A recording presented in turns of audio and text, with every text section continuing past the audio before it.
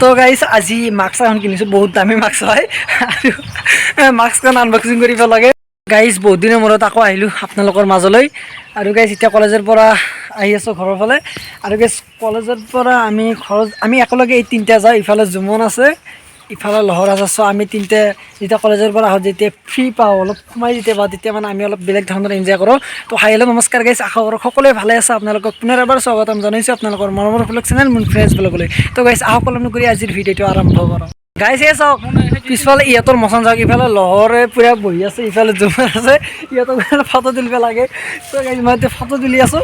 মানে ইহঁতৰ আজিকালি অলপ লেভেলটো বেছি আছে। উঠি লওঁ আৰু ময়ো এই ধৰে মোক গাইজ চাওক, ক'ত আছোঁ, ভয় লাগছে নেকি এইটো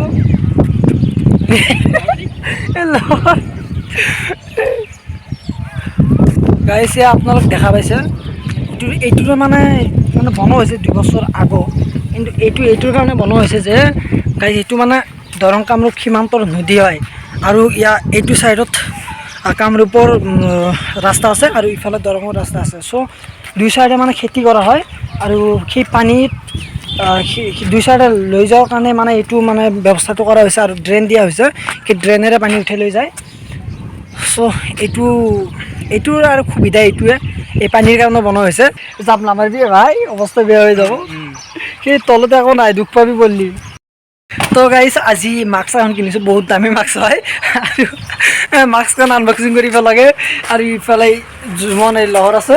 চ' মাস্কখন ওলাই লওঁ, ওলাইছা দে আনবক্সিং কৰি দি, ইয়াতে থৈ দি, ইয়াতে থৈ দি, আনবক্সিং কৰি দি বঢ়িয়া, ভালকে একদম ভালকে লহৰ তালি দিবি, আনবক্সিং কৰা চিনা চাওঁ চাওঁ নতুন মাস্ক কেনেকুৱা হ'ল। পিছে পাৰ্টিটো কোনদিনা দিবি? পাৰ্টি নাই, মাস্কৰ পাৰ্টি না চিয়া দিব লাগব। মাৰ্চৰ পাৰ্টি গাইজ আনবক্সিং কৰা মাস্কেৰে বোলে এক ফটো তুলিব লাগে, ইয়াৰ ৰেডি হৈ আছে।